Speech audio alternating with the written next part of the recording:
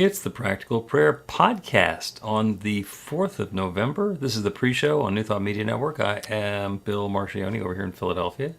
And just to my side over there is Carol, who is right next to the ocean and the bay in New Jersey. And we are here getting ready to record an episode of the Practical Prayer Podcast, which will go out into podcast land in the next week or so. Welcome to the folks who are joining us on New Thought Media Network.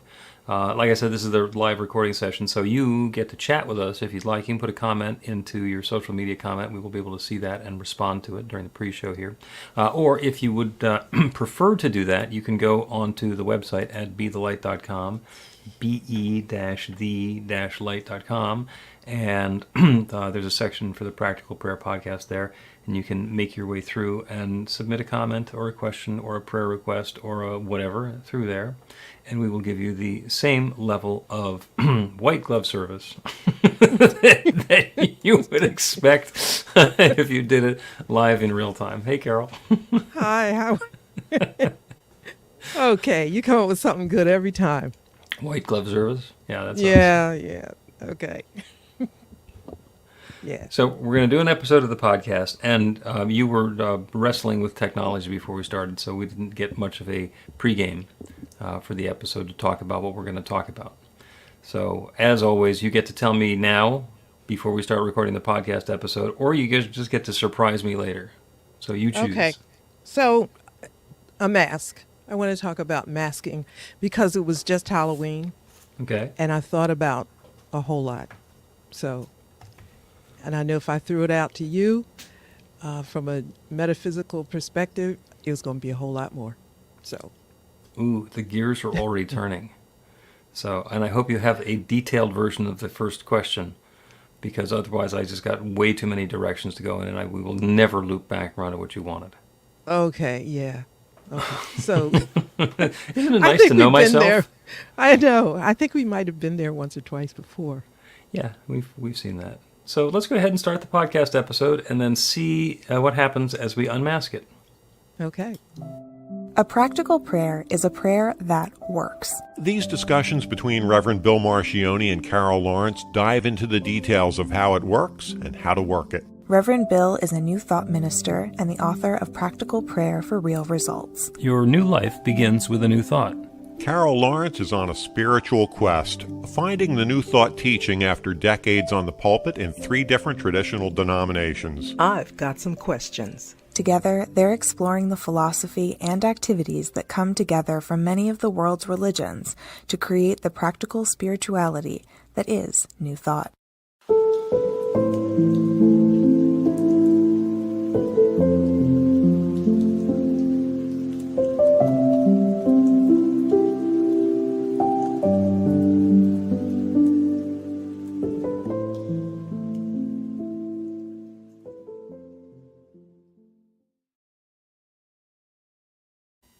Welcome to the Practical Prayer Podcast. I'm Carol, here with Reverend Dr. Bill Marchiony. Hey. Hey, you have a wonderful idea for a topic for us today based on the fact that it was very recently Halloween. Yes. So I would love to take credit for it, but Halloween came and I just thought about it. I saw all the little kitties running around with their little cute stuff on, and Mom and I remember been a while since I needed to do that. So, but since I didn't have to do it, I could see it in another light, a little bit differently. And I thought about how we wear masks every day. Doesn't have to be Halloween, Correct. Not scary stuff. Halloween, we dress up in caricature masks. Yes, and there's probably something even in the choice of the masks that we wear for Halloween, but I thought about the masks that we wear every day. And I thought about me, obviously, because I'll tell you what, I start with me because I'm really not interested in trying to talk about other people because I don't know them, people do what they do because of the reasons that they do it. I only know me. That's quite enough, actually. And very wholesome, by the way. Really? Yeah. Yeah, to realize, I got my own stuff that I have to dig through before I start pointing fingers at other people. I just, you know what, that's another show, but yeah, it's exhausting. It's really, but anyway, so I always start with me because I think about how I'm living my life. And I wondered what masks I wear. I don't think it's a wrong thing to wear a mask as long as you know that you're wearing it for whatever reason, you're doing it, I think. Um, yeah. So Okay. it's you know what I mean? So I guess the question is, or not even the question, I just think if you wear certain masks, sometimes you have to in certain situations to be okay.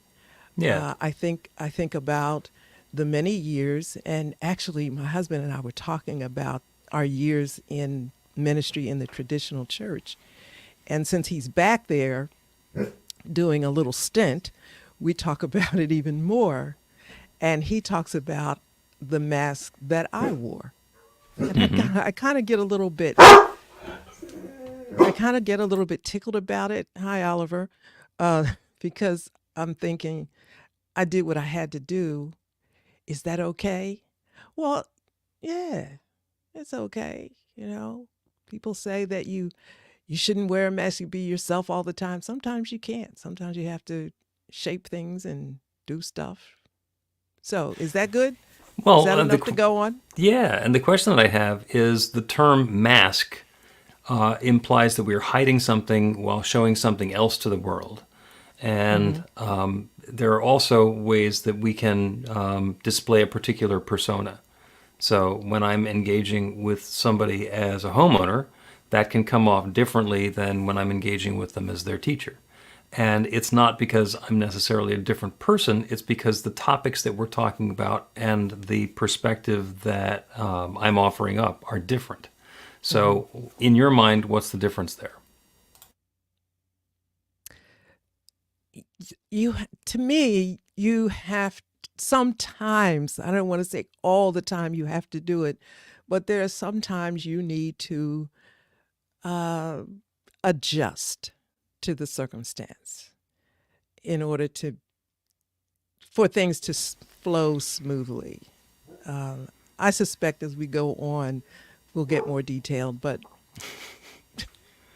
Well, yeah, and for me, that's a huge piece of it because we all show different aspects of ourselves at different times. So I can talk about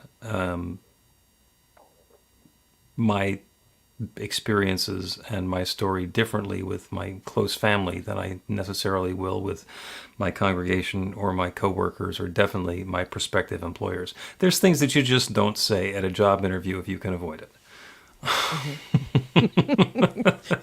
if you can avoid it, and If you can avoid it, just because it's not going to be helpful for for the process.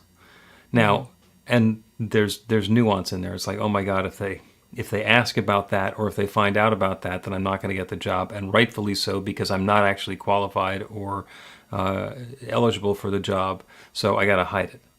That's one end of the extreme, and the other is this is just something we don't need to go into. It has nothing to do with me. It might have been something in my past. It's nothing that's currently going on. It's an old story that's left over from college or my young adult days, and it's no longer relevant. So we can save ourselves some time by not dealing with it. Those are two different reasons to not want to address something in the past. And then there are the people who go in pretending, oh, I'm going to be the greatest employee in the world, and they're not. And I'll give you an example. I was in the printing business, and this was back in the 1990s. And I was working for a consulting company, and we were helping people make the transition from traditional, developing film with chemicals and, exposures and stuff like that into digital.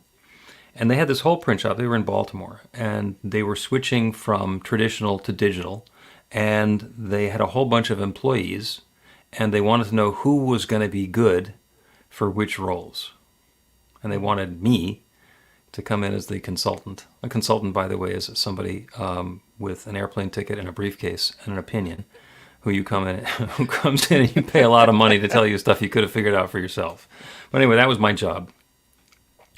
And I went in, and the first thing I did is I talked to the senior management, and I said, well, who are the people who you think would be good to slot into these positions? And for most of them, they knew. And there was one employee who they thought could be great, but they thought also might be horrible.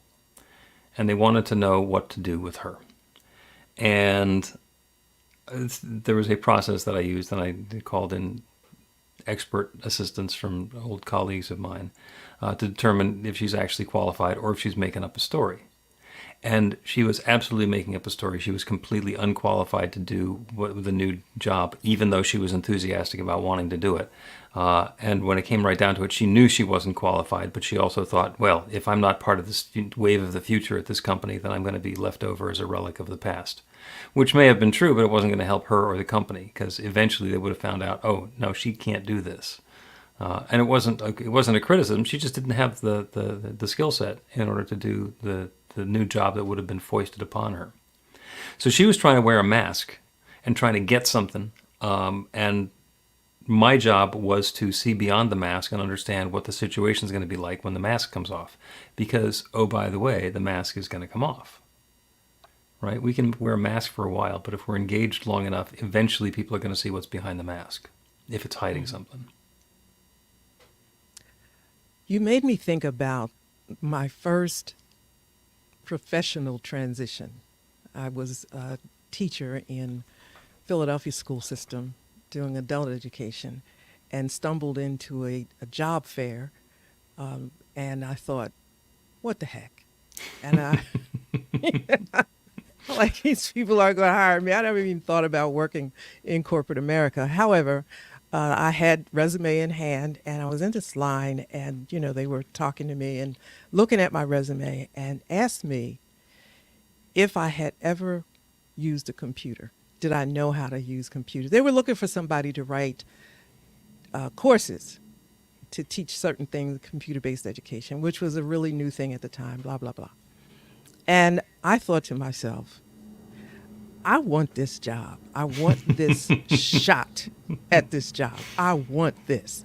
Had no, you know, and I lied. You said yes, you had experience with computers? Yes, yes. Okay. And then I told, and I was a good little Christian at the time. So you confessed about it later to somebody else. No, and I was sitting there thinking right while I'm sitting there, you just lied to this person. You don't know how to use computers. And then something said, well, yes, you do. A phone is a computer. And da-da-da-da-da. And then I thought, yeah, I just never used your computer. You know, so I was okay with it.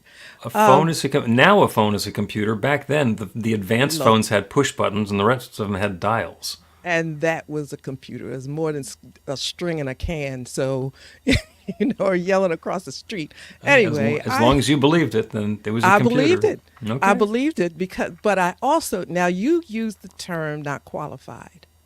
And I actually wondered if I wasn't qualified. And I thought, you know, like, all this is going on in the first interview.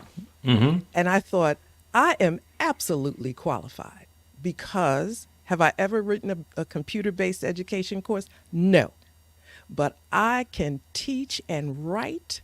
And if I just learn the buttons on how this thing works, doggone right, I'm qualified. Now, that meant staying up for 2 weeks straight, taking a thick book home. I did what I had to do to show that I was qualified. Now, was I qualified? Of course. I was qualified to learn what I need. It was like just a few things, you know. Okay, so 2 weeks, I only had 2 hours sleep a night. Reading, trying. Did it. Lasted for years, got promotions and all that good stuff. Was that a mask? Was it? Oh, okay. Great question. Great question, because your answer of yes, I know how to do this, and even stretching the truth that yes, I've done this before, was what I would describe generously as aspirational. Mm-hmm. And the difference between being a lie and being an aspirational truth is that as soon as this became a real possibility, oh, I've just had a first interview and they're going to want a second interview, so I better be able to make the yes that I just gave them true before they ask again. Yes. So you then set about making the story match, or making the experience match the story that you had already told. So by the time that you got to the second interview, you did have some experience writing computer-based education, even though it was only since the first time you said you'd already done it. Right. Okay, that is I'm different not than somebody who says, "Yeah, I know all about crypto," and then they forget about it until somebody comes back and says, "So tell me this about crypto," and they go hamana hamana hamana hamana because they have no idea what crypto is. They just want it to seem like one of the cool kids. I'm not sure whether it was a mask or not. I know that it was me, right? This is my attitude, period. I walked out to the car and I said, "Do you realize what you just did?" Yep. Yeah. I got myself an opportunity and I've got what it takes. I just got to figure out the details. That's it. Yep. And I thought And- that's all it was. And there's a difference between wearing a mask and hiding something and wearing a mask so that you can portray the persona that you want people to be able to see, so that when they get to know who's behind the mask, they're comfortable. And it is so subjective. Oh my God. Did you lie to the recruiter the first time? Well, technically, yeah. Do you think they knew that you were lying? They'd been through this. They'd seen this rodeo once or twice before. They probably knew, but they also probably saw the fire. It's like, oh, this one has potential because she really wants it. And we've all seen that. We've all seen people who are in the process of phoning it in versus people who are given exactly the same answers who are passionate. So we know it when we see it, especially if we've been in the scenario before. So were you lying? No. Were you wearing a mask? Yes. Did it provide a good service? Yeah, the company you went to work for and kept you around for years and years and years because you did good work. They hired you because you made it through the interview gauntlet. And by the way, I'm familiar with the company. They didn't make like shoot from the hip hiring decisions. How many interviews did Yeah. it finally take for you to work for Digital? 2. Only 2? That's it. They must have been in a hurry. Maybe. Because I know some people who've Maybe. gone through it. Back in the good old days, went through 5 or 6 or 7 interviews to land in their position there. Yeah, I'm not. I do things the same way all the time. I stay in my lane. I know where I'm good, and I stay there. And if this is what you want, I'll ace it for you. I can learn to do better. What you gonna do? You know, Well, I will. Speaking of fessing up, the consulting engagement that I did to find out who the employees were that were going to be good at particular things. The assessment instrument that we used, the test, was actually an IQ test. It wasn't labeled IQ test anywhere, but it's basically a skills assessment that shows how smart someone is. And it's about, it goes from simple things to abstract reasoning to projecting stuff, and is a real good indicator of where somebody's going to fit in. So if you're hiring somebody to work in a warehouse and do the same thing over and over and over again, you don't want them to be too smart because they'll get bored and they'll leave, in which case you have to hire again.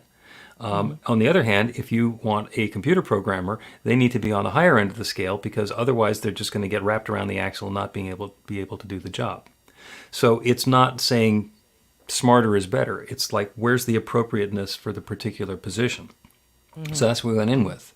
And the woman in question talked a really good game, and she had learned to do that because she was actually really low on the scale, and she had made it through everything that she was doing in her life up until then based on bravado and people not being able to see it. And she was working in the print shop doing this stuff that was really actually appropriate to to her skill set and her aptitude. And putting her into the other job just would have gotten her fired in a month. So we actually did everybody a big favor and saved a lot of angst by understanding this is where you fit and that is not where you fit, and let's move ahead accordingly. Switching topics. If they had given you the same test, they would have said, oh, she's a perfect fit for this. And she wants to do it. She's got a lot of experience in education. She's a classroom teacher, with adult education. So she's working with our clientele already. And nobody knows how to do computer-based education because it was brand new. Yeah. So, okay. So we'll give her that. We'll give it a try. She's got the aptitude. Let's see what happens. And if anybody said that, we've hired people. At some point you say, well, let's give it a shot. Looks like this is going to be a good candidate. And every once in a while, it's a home run. It's perfect. Yeah. And every once in a while, it's like, oh my God, what have I done? My brother was a consultant in the finance business, and he got hired to work on a project. And so he needed to staff up the project. And one of the people he hired was his coach from the squash court where he played squash, because he had seen the aptitude that she had. She would be perfect as a project runner for this. And then he had to get a different squash coach. She was great.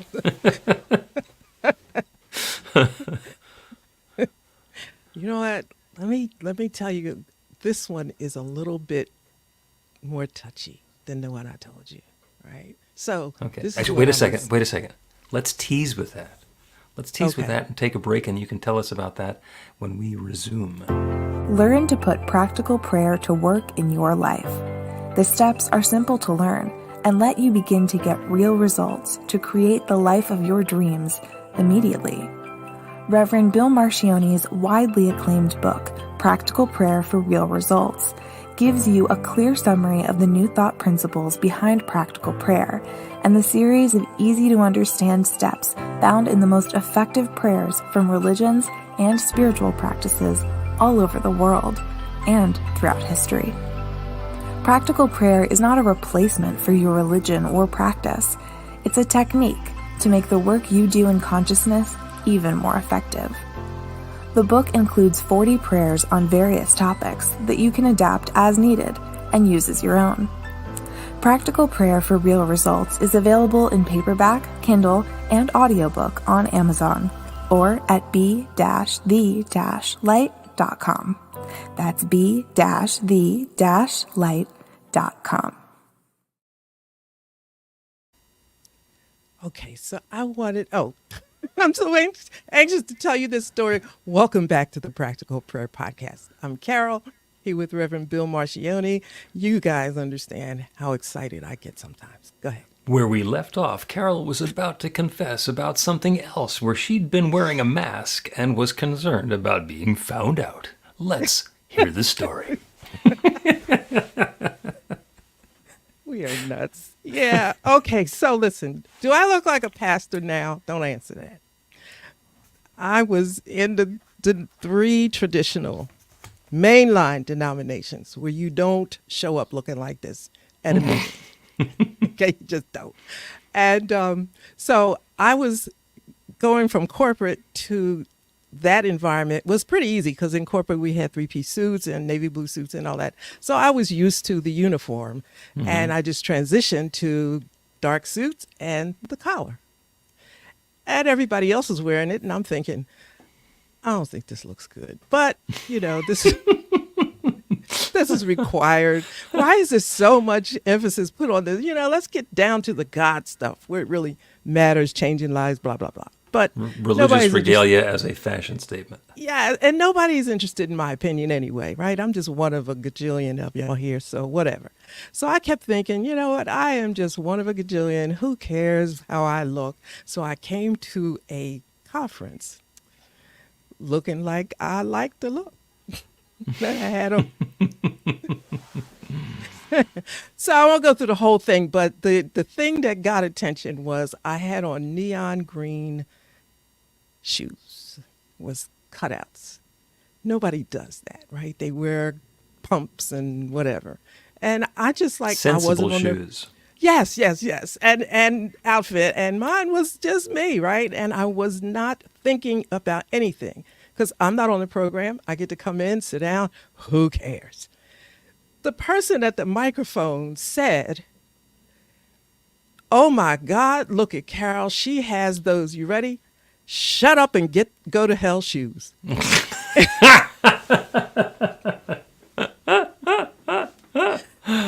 when I say room full of people, I'm not talking 20. I'm No. talking a couple hundred. Okay, so people knew me. Of course, everybody's leaning over looking at my shut up and go to hell shoes. I wasn't wearing a mask that day. I was just trying to be comfortably me. Yeah, you were wearing shoes, not a mask. I was not. And the whole outfit was not a collar with a dark suit and all of that.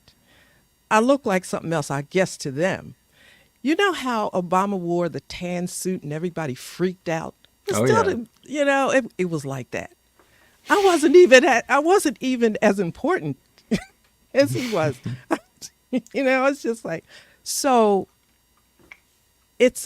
so my daughter said to me, "Ma, I don't care what you got on. You ain't nothing but a dressed up hippie." And So helpful. Thanks. Thanks, kiddo.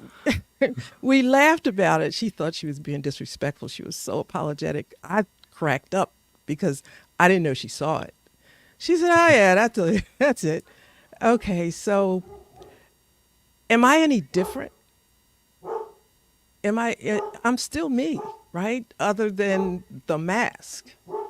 And a mask can be so many different things. I use superficial examples of outward stuff, clothes and all of that. But there's other masks that we wear. And I wonder if you sit down and think about the way I came to that meeting was fully me. I was terribly comfortable, and I really felt like I had more to offer being my comfortable self.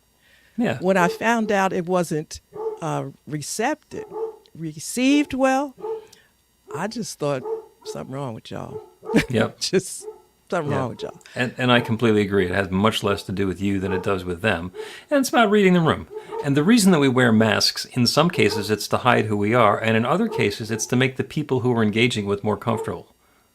Yes. So we're going to show, and that's not where we're lying. That's where we're being selective about the persona that we share.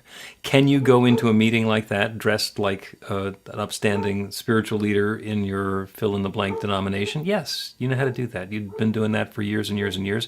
You didn't need to. You didn't need to. You knew that you were only showing off a piece of who you were when you did that. So you showed up with electric green shoes, and it turns out that was a lightning rod. Not for you, but for the other people who were there.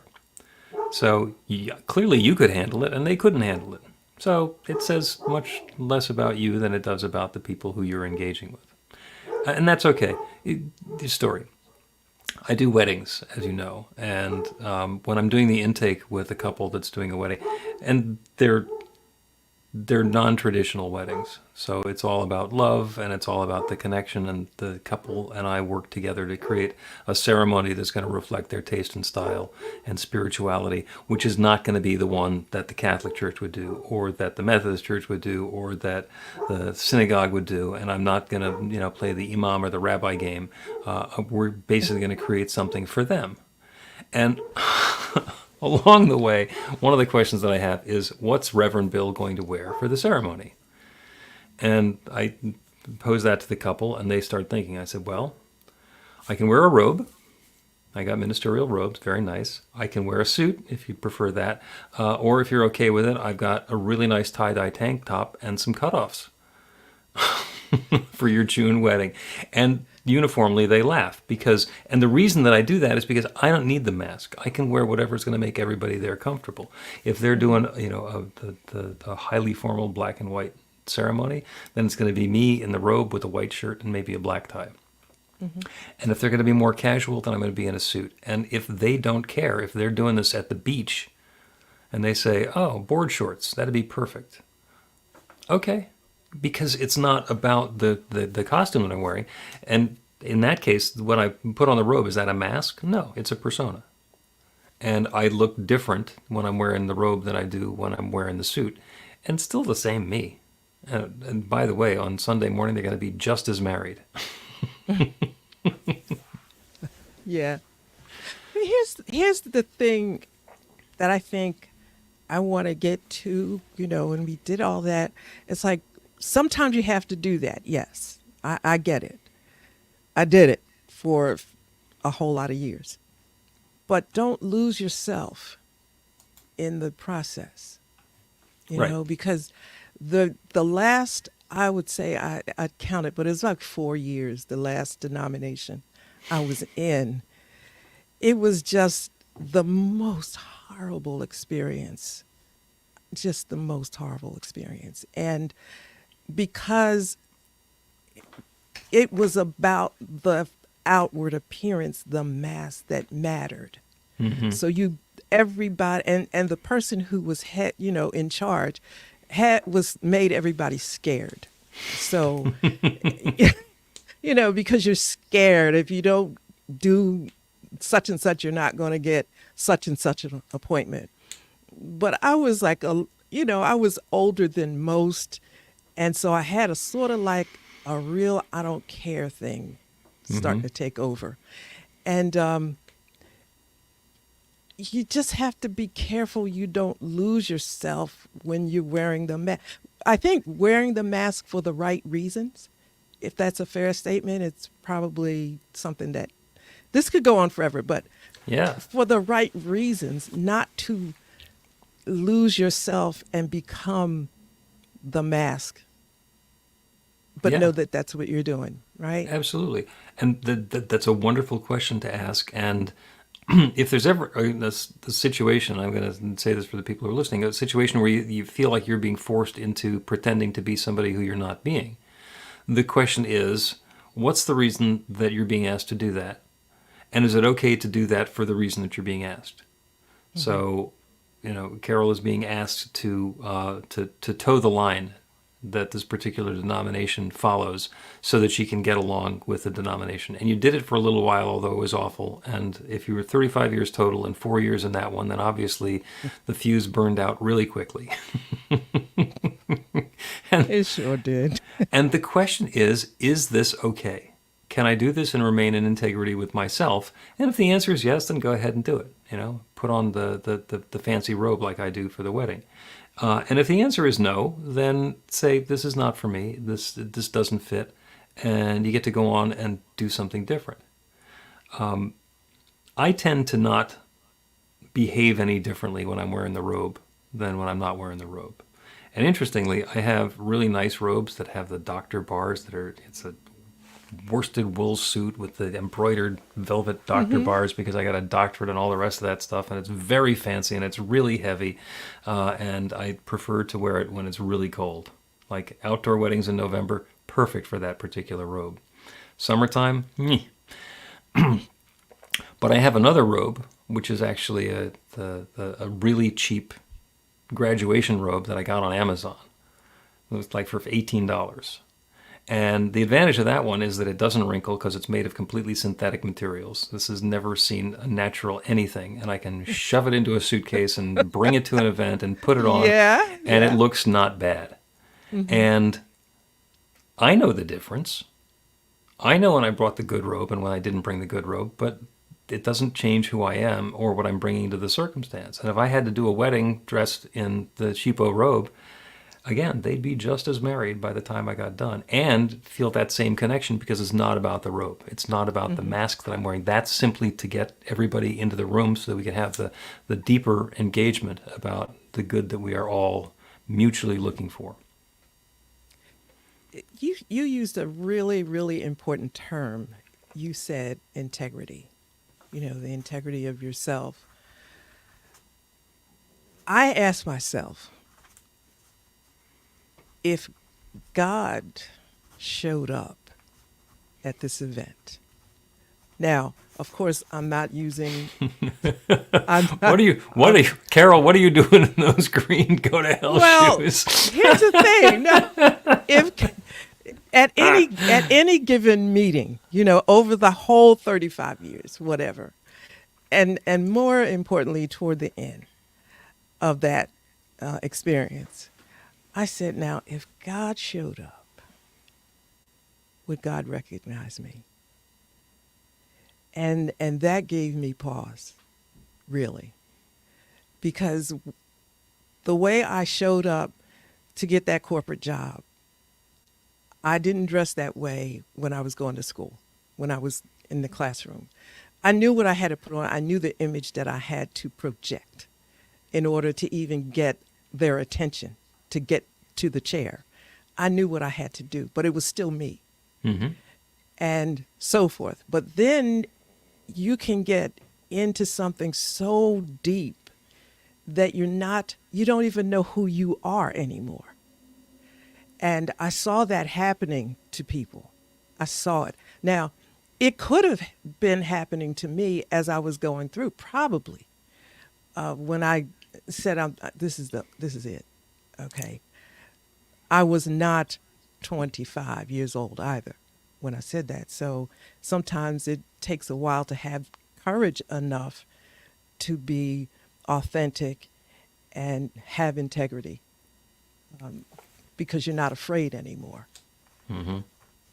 But then it's like, who's in charge here? God's in charge, and this is how he made me. I'm just showing up. I'm not going to be disrespectful. I'm going to show up clean, and I'm going to wash my face and do the best I can with what I got. But I can't do this mask thing anymore.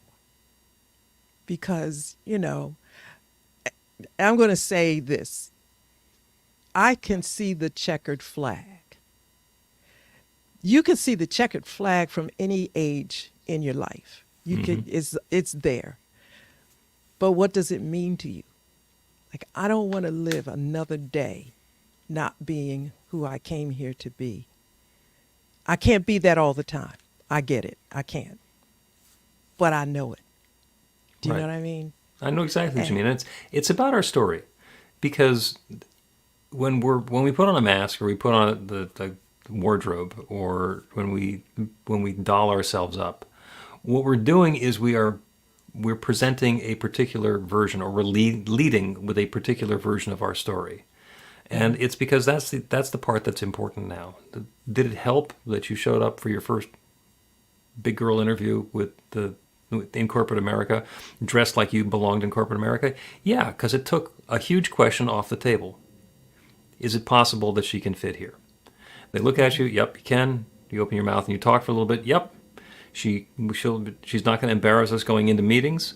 Then do some evaluations of the skill set. Do you have the aptitude, the temperament, and the ability to learn, so that we can teach you how to do the job, and you'll be able to actually get it done and understand that there's a big picture amount. There's a whole bunch of ways that we want to be able to establish that we fit, that it's appropriate. And when we put on a persona or a mask or a costume to encourage people to understand that we can fit, we're not lying.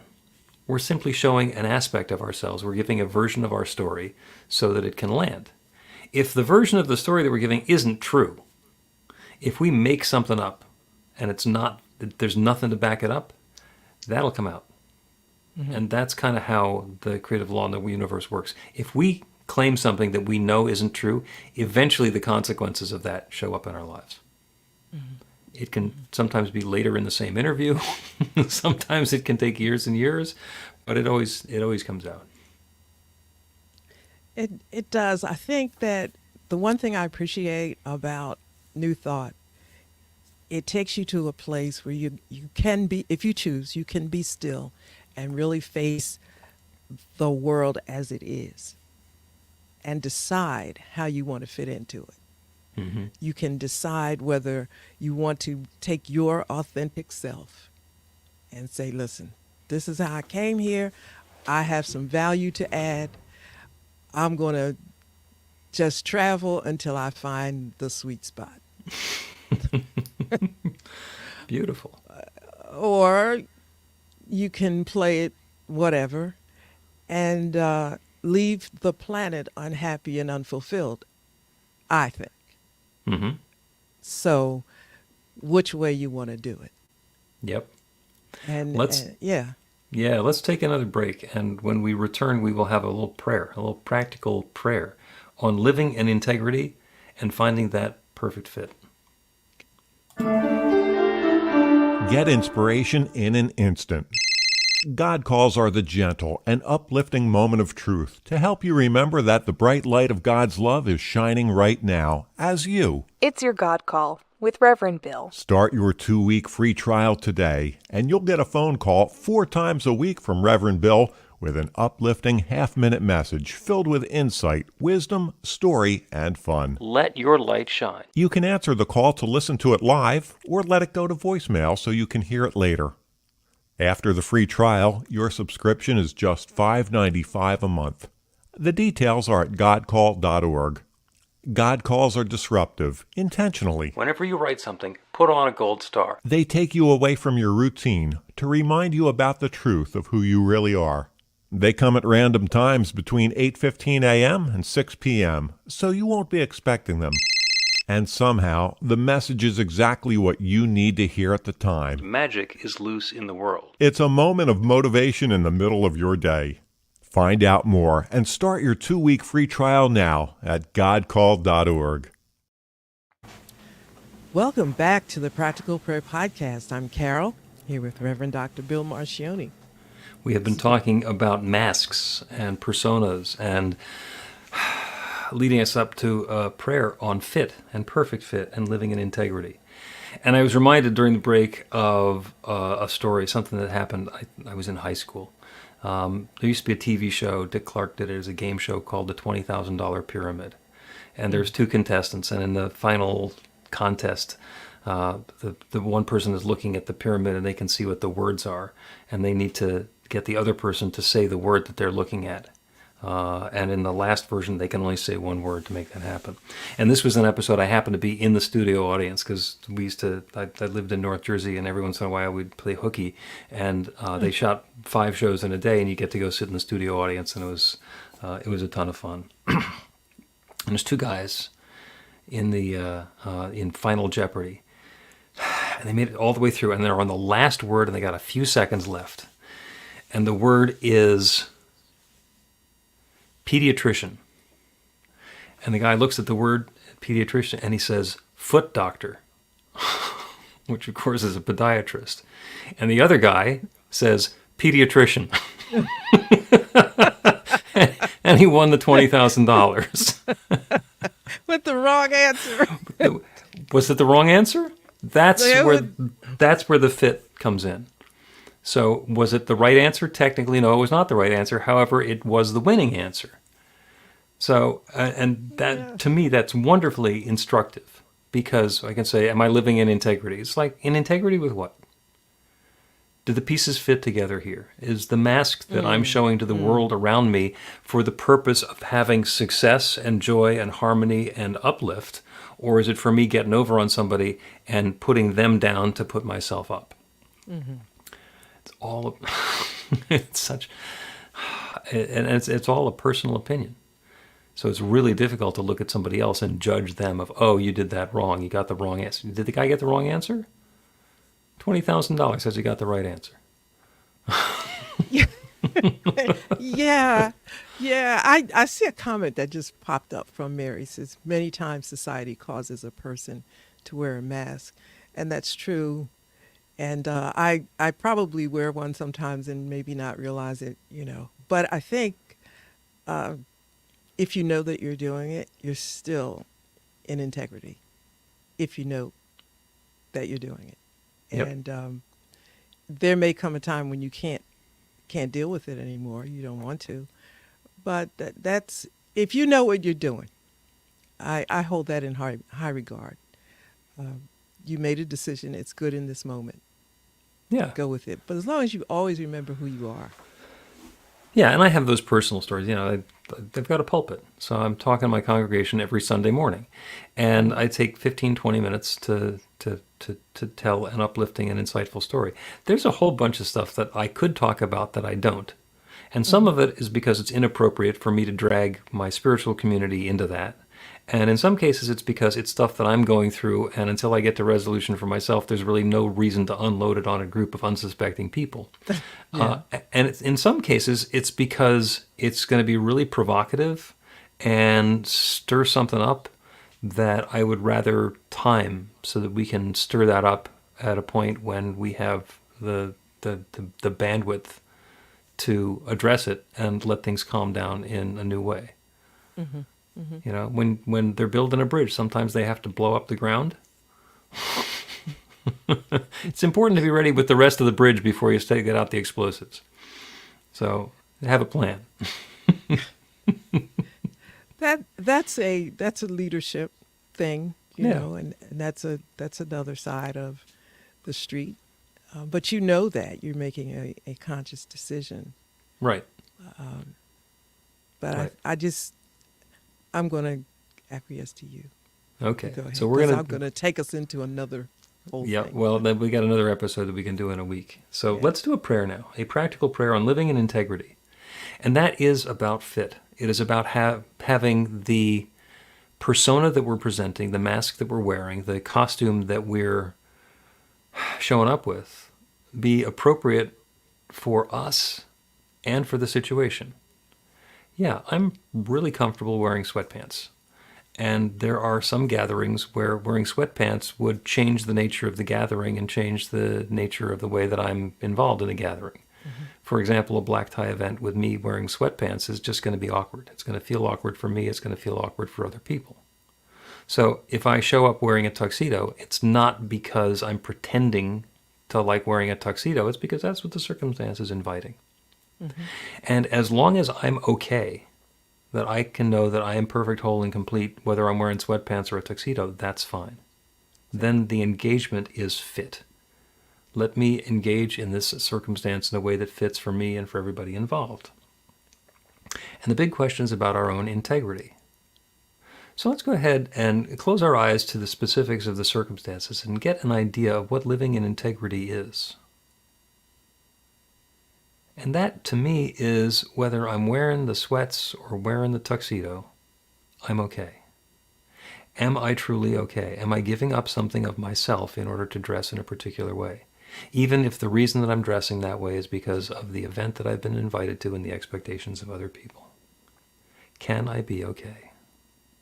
Take a deep breath and breathe into that feeling of living in integrity, of that understanding of what's okay with me and what's not okay with me, and have the flexibility of doing anything that's in the range of what's okay with me in order to fit in.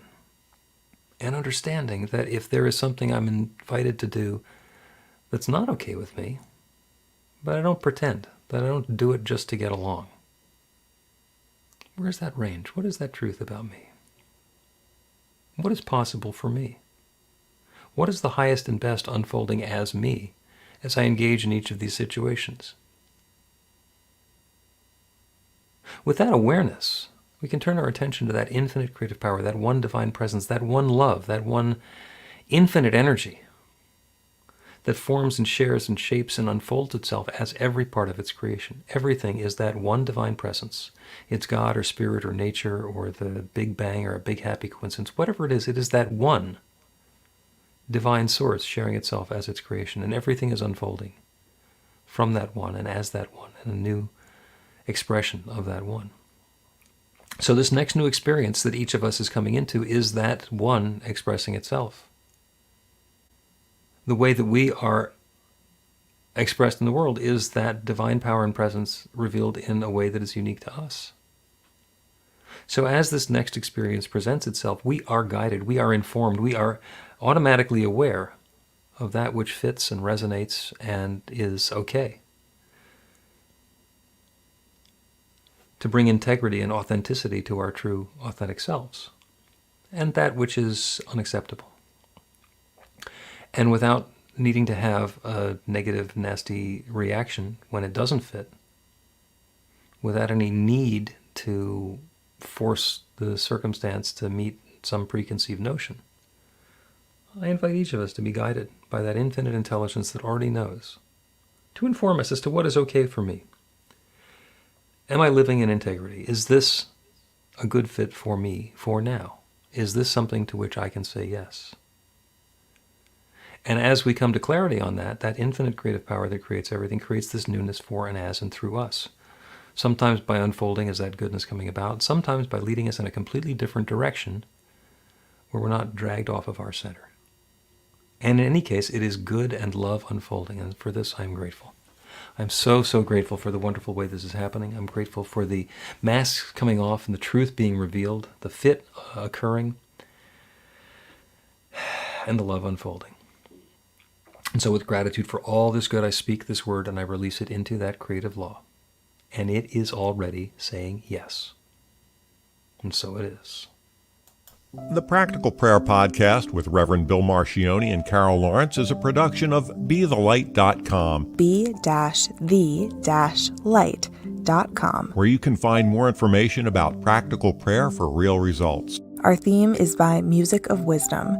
You can learn about the spiritual community of New Thought Philadelphia with daily guided meditations, Weekly celebrations of spirit, and Reverend Bill's classes in practical spirituality at newthoughtphilly.org.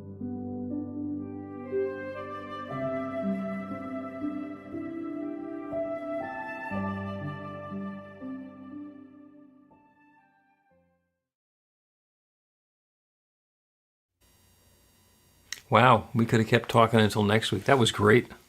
Yeah, it was. That was It wonderful. That was wonderful. Well, thank you to everybody who's joining us on New Thought Media Network. This is the post show. So what we just heard was the Practical Prayer podcast episode, which is all going to go out into podcast land, except for the false start at the beginning of segment 2. But it's just me remembering. You were so engrossed in the conversation. It's like, oh, let's get back to it. Which, as far as I'm concerned, is just fine. They're going to edit that out? Yeah, Robbie's going to take care of that. Oh, okay. So, yeah, if you have a question or a comment or a prayer request, you can put it into the comments here. Or if you're watching on the recordings on New Thought Media Network, you can always go to the website, which is BeTheLight.com, be-the-light.com, like it says down there. And there's a section for the Practical Prayer Podcast, and you can put a request in there, and we will respond in much the same way. So thank you so much for joining us. We good? We're good. All right, let's see where the button is for... here's the one that says thank you. Please help us say thank you to our organizational sponsors, including the Hefferland Foundation, Affiliated New Thought Network, International New Thought Alliance, Science of Mind Archives and Library Foundation, Center for Spiritual Living Denver, Center for Spiritual Living Midtown, New Thought Philadelphia, Planned Happiness Institute, Summit Center for Spiritual Living, One Heart Retreats, Center for Spiritual Living on the Lake, Unity Kitchener, Unity Spiritual Center Ottawa, Om Center for Spiritual Living, Satya Center, Begin Within Ministries, Center for Spiritual Living North Jersey, Unity of Savannah, and the Center for Spiritual Living Seattle, as well as all of our individual donors. Thank you for being part of the New Thought Media Network. Please like, share, and subscribe. New Thought Media Network, positively inspiring.